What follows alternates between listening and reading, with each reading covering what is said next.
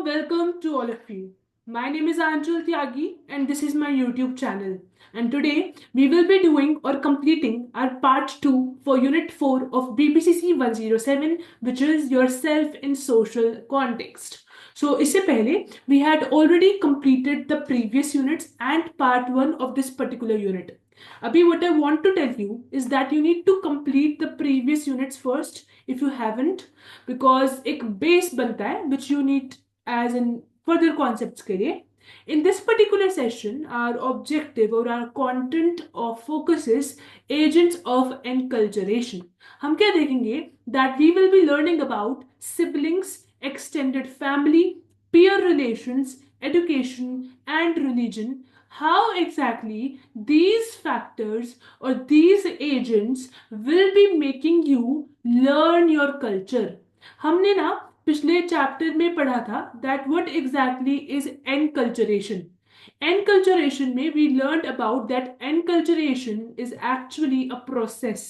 एक पूरा प्रोसेस है जिसमें आप अपना खुद का कल्चर को समझते हैं, उसको सीखते हैं, उसको अडेप्ट करते हैं फ्रॉम जनरेशंस टू जनरेशंस.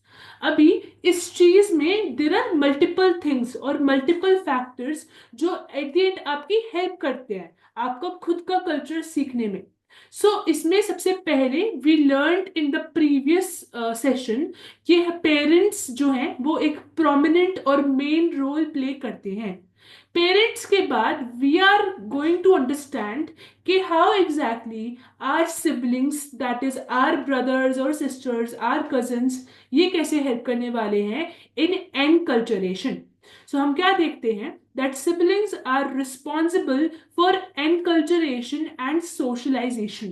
जो हमारे सिबलिंग्स होते हैं, हमारे भाई बंधु होते हैं, वो हमें लाइफ के अंदर सोशलाइज करना सिखाते हैं कि how we need to communicate, how we need to express, हमें कैसे फ्रेंड्स बनाने हैं, हमें एक टास्क को कैसे मिलजुल कर सकते हैं. दीज ऑल थिंग्स एंड साथ में हमारे कल्चर के बारे में that what exactly is are practices, कैसे हम एक टास्क को अपने कल्चर के अकॉर्डिंग कंप्लीट करते हैं, कैसे हम अवेलेबल रिसोर्सेज को यूज करते हैं. हर चीज हमारे सिबलिंग्स हमें गाइड करते हैं और उनको देखकर ही हम सीखते हैं through out your life, right. Certainly हम क्या देखते हैं कि एक बिलीफ सिस्टम, हम कैसे सोचते हैं, हमारा बिहेवियर क्या है, एक स्पेसिफिक रिस्पॉन्सिबिलिटी को कैसे निभाना है, हर चीज को हम अपने सिबलिंग्स को देखकर सीखने की पूरी कोशिश करते हैं, राइट. रिसर्चेस बोलती हैं, रिसर्चेस इस कॉन्टेक्स्ट में मिक्स्ड फाइंडिंग, मिक्स्ड मतलब कि अलग अलग तरीकों से बताने की कोशिश करते हैं, अलग अलग व्यू पॉइंट्स को, अलग अलग रिजल्ट्स को बताते हैं कि बहुत सारे बारी देर आर मल्टीपल चांसेस कि आपके जो सिबलिंग्स होते हैं वो आपके ग्रोथ के, एक पर्टिकुलर चाइल्ड की ग्रोथ के ऊपर उसके सिबलिंग्स का इम्पैक्ट पड़ता है. ठीक है, अभी आपका कोई एल्डर ब्रदर या सिस्टर है, अभी वो कुछ लाइफ में कुछ ऐसे डिसीजंस लेते हैं, कुछ ऐसे टास्क करते हैं, एक तरीके से बिहेव करते हैं, उनको उस चीज का इम्पैक्ट मिलता है, उनके एक्सपीरियंसेस जुड़ते हैं, आप उनको देख कर सीखते हैं. ठीक है, कि हमें ऐसे करना है या हम ऐसे नहीं करेंगे. This is how you learn. Siblings जो हैं इस तरीके से काम करते हैं. आप उनके एक्सपीरियंसेस से सीखते हैं, उनके बिहेवियर से सीखते हैं कि वो कैसे दूसरों को ट्रीट करते हैं. हर चीज को देखने के बाद अपनी खुद की ग्रोथ को शेप करने की कोशिश करते हैं, right. There are increased number of siblings which actually lead to increased chances of nutritional stunting. अभी ना जो रिसर्चेस की जाती हैं, जो स्टडी की जाती हैं इस पर्टिकुलर चीज को समझने के लिए, वो बहुत ही अलग अलग तरीके की फाइंडिंग्स दे रहे हैं. कुछ पर्टिकुलर केसेस में ये समझ में आता है कि सिबलिंग्स की वजह से एक बच्चे की ग्रोथ होती है. ठीक है, दूसरे कुछ केसेस में समझ में आता है कि बहुत बारी सिबलिंग्स का होना सर्टेनली कुछ बच्चों की ग्रोथ को खत्म कर सकता है, ग्रोथ को स्टंट कर सकता है, क्योंकि न्यूट्रिशनल नीड्स अगर होती हैं तो देर आर हाई चांसेस कि जो सिबलिंग्स हैं उनको ज्यादा शेयर मिले, आपको कम मिले, तो सिबलिंग्स की वजह से आपकी ग्रोथ स्टंट भी हो सकती है. हो सकता है कि उनके ऊपर ज्यादा एम्फेसिस डाला जाए एंड सर्टेनली उनकी ग्रोथ अच्छे से हो, लेकिन आपको एक तरीके से आप कॉन्टेक्स्ट से हट जाए, right? So this is how exactly we can see कि सिबलिंग्स के कॉन्टेक्स्ट में रिसर्चर्स पॉजिटिव साइड भी बता रहे हैं और नेगेटिव साइड भी बता रहे हैं। ओल्डर सिबलिंग्स जो है एक तरीके से कुछ केसेस में एक प्रोटेक्टिव फैक्टर भी बनते हैं, बिकॉज एक सेंस ऑफ प्रोटेक्शन आपको फील हो सकती है, सेंस ऑफ सिक्योरिटी आपको फील हो सकती है, राइट? हम क्या देखते हैं, enculturation agents do not work independently.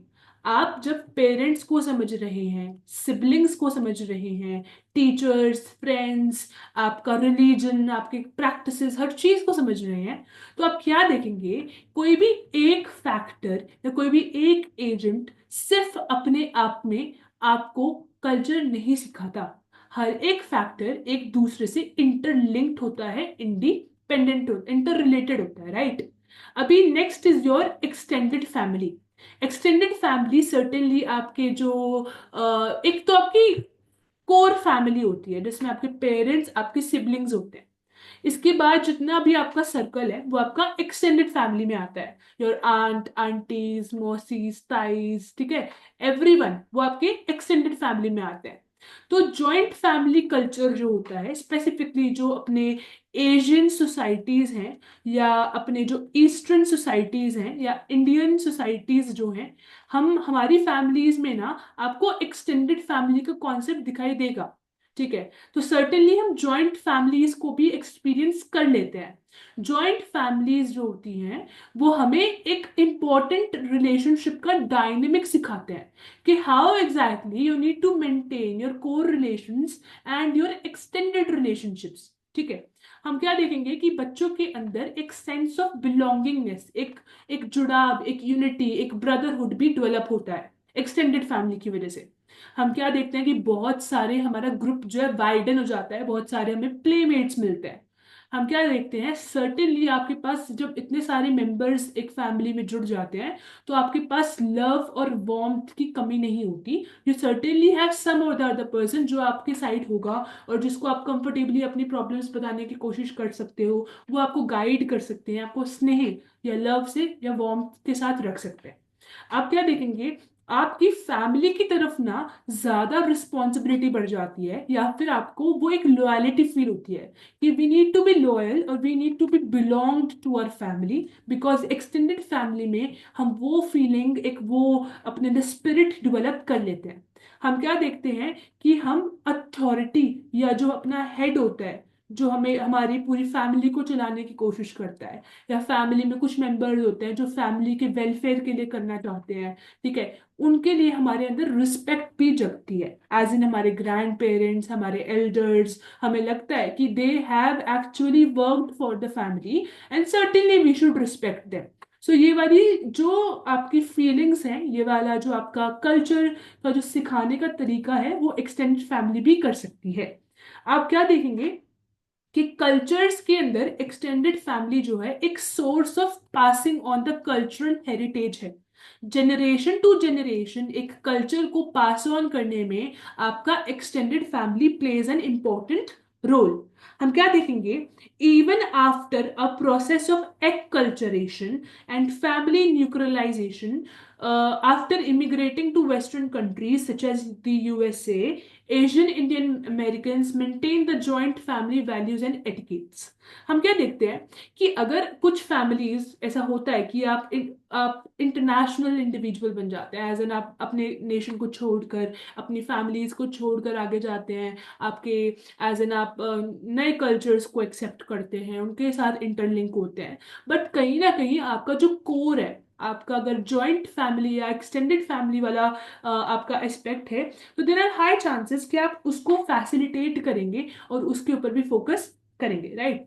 हम आगे क्या देखते हैं इसके बाद, next we see is extended family के बाद पीयर रिलेशंस। हमारे जो पीयर ग्रुप्स होते हैं वो कैसे हमारे हमारे एक तरीके से कल्चर को और अच्छे से लर्न करने में या उसको एज एन अडेप्ट करने में हेल्प करते हैं। हम क्या देखते हैं, जो स्मॉल ग्रुप्स होते हैं, स्मॉल पीयर ग्रुप्स होते हैं, या आपके फ्रेंड का सर्कल अगर स्मॉल होता है तो आपकी क्लोज फ्रेंडशिप होती है, और वो आपके एज ग्रुप के आसपास के इंडिविजुअल होते हैं, और आप मिलकर एक कॉमन एक्टिविटीज में इंडल्ज भी करते हैं, एंगेज भी करते हैं।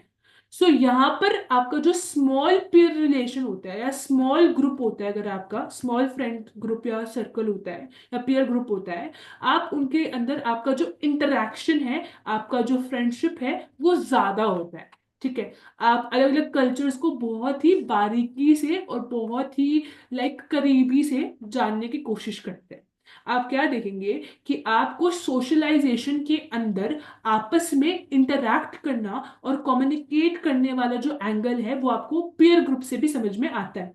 आप क्या देखेंगे कि आप जो है बहुत सारे अलग अलग चीजों को भी सीख सकते हैं, जैसे कि कैसे आपको इन्वॉल्व करना चाहिए, कैसे आप मेच्योरिटी के साथ डिसीजंस ले सकते हैं, कैसे आप अपने प्रॉब्लम्स को टैकल करने के लिए स्ट्रैटेजीज बना सकते हैं, आपकी खुद की आइडेंटिटी, आपकी खुद की पहचान क्या है, आप उसको भी रिकंस्ट्रक्ट दोबारा से शेप कर सकते हैं अपने आप को और अच्छे से जानने के बाद। और हो सकता है कि आपका जो पीयर ग्रुप है या ग्रुप पीयर रिलेशंस हैं, वो आपके फैमिली के वैल्यूज को और ज्यादा निखारे, उसको और री इन्फोर्स करे, उसको और फैसिलिटेट करे। ठीक है। और हो सकता है कि there are both chances, peer relations में दोनों चीज है।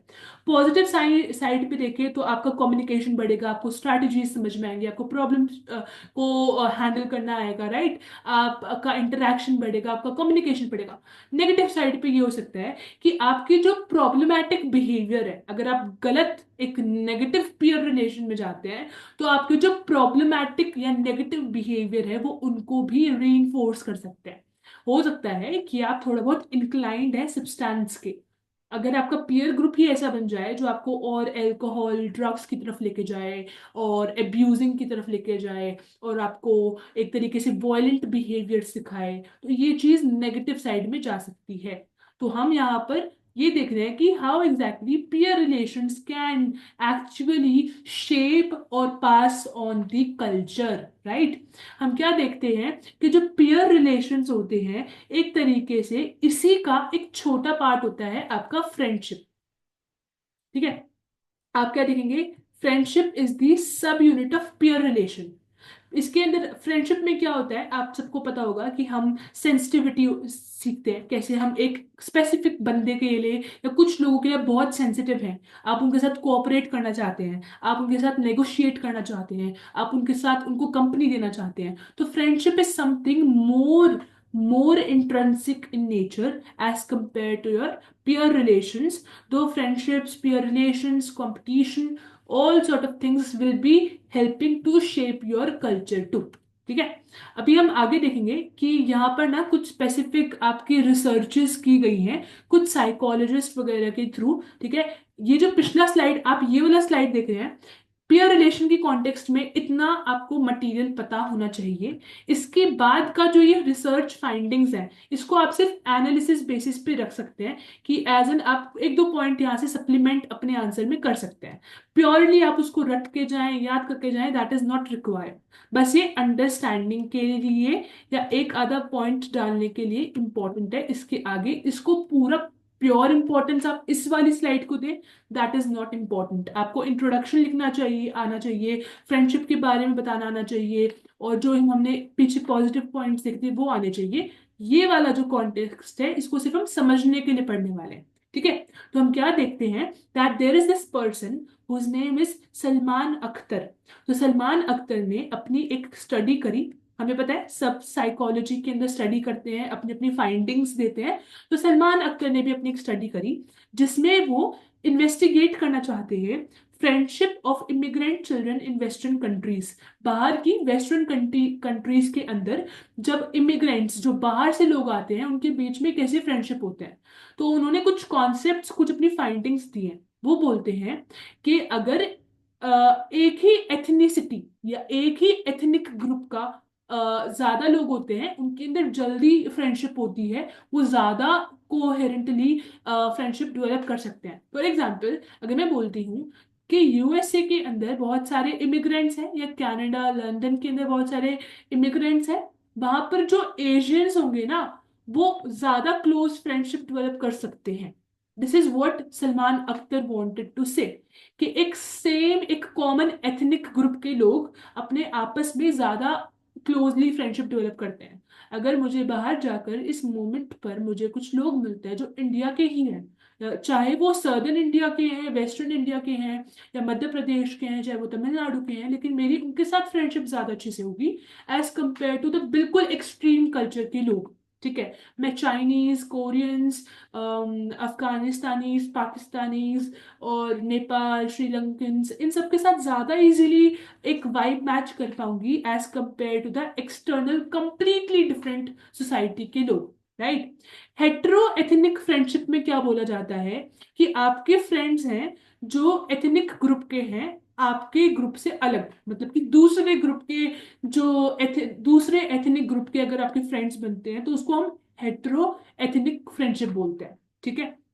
अभी क्या बोलते हैं कि certainly encourages the process of acculturation but tend to lack effective emotional connection। यहाँ पर बोला जाता है, जब आप होमो की बात करते हैं, होमो एथनिक फ्रेंडशिप के अंदर आप सेम एथनिक ग्रुप के लोगों की बात कर रहे हैं, और हेट्रो एथनिक ग्रुप के अंदर आप अलग अलग एथनिक ग्रुप की बात कर रहे हैं। होमो एथनिक ग्रुप और हेट्रो एथनिक ग्रुप के फ्रेंड्स अगर आपके बनते हैं, तो होमो एथनिक ग्रुप के अंदर जो आप ही के एथनिक ग्रुप से बिलोंग करते हैं, उनके अंदर आपके बीच में एक इमोशनल कनेक्ट देखने को मिल सकता है। लेकिन ये जो इमोशनल कनेक्शन है या अफेक्टिव कनेक्शन है, ये हेट्रो में नहीं मिलता है। This is what Salman Akhtar wanted to showcase using his study. हम क्या देखते हैं कि हैविंग एक्सक्लूसिवली, अगर आपका सिर्फ और सिर्फ हेट्रिक एथनिक हेट्रो एथनिक फ्रेंडशिप है, या फिर सिर्फ और सिर्फ अपना आपका होमो एथनिक फ्रेंडशिप है, तो सर्टेनली आपकी डेवलपमेंट कम होती है। आपको जरूरत है, अगर आप बाहर के देश में जाते हैं और एक एक्सपोजर लेते हैं, यू नीड कि आपके होमो एथनिक ग्रुप्स भी आपके फ्रेंडशिप सर्कल हो, साथ में आपका हेट्रो भी हो। ठीक है। दस जब ये दोनों हेट्रो और होमो एथनिक ग्रुप की फ्रेंडशिप आपकी कोलैबोरेट करती है, तो आपका जो डेवलपमेंट है, या आपकी जो ग्रोथ है, आपकी जो मेंटल मेच्योरिटी है, वो बहुत ही अच्छे स्केल पे डेवलप की जा सकती है। Okay. Next we come to education. Education के अंदर आप क्या देखते हैं, फॉर्मल मतलब जो आप जो स्कूल, इंस्टीट्यूशन, ऑर्गेनाइजेशन से सीखते हैं, साथ में इनफॉर्मल मतलब जो अपने लाइफ एक्सपीरियंसेस, फैमिली और कुछ लाइफ की चीजें सीखते हैं। दोनों ही तरीके से एजुकेशन को प्राप्त करना, दोनों ही तरीकों से आपकी जो एजुकेशन है वो आपके एज एन डेवलपमेंट के अंदर आपके कल्चर को सीखने में हेल्प करते हैं। ठीक है। They both play important role to mainstream the individual in the society. Society में अपनी जगह बनाने में, अपने कल्चर को सीखने में एजुकेशन हर तरीके से आपकी काम आती है।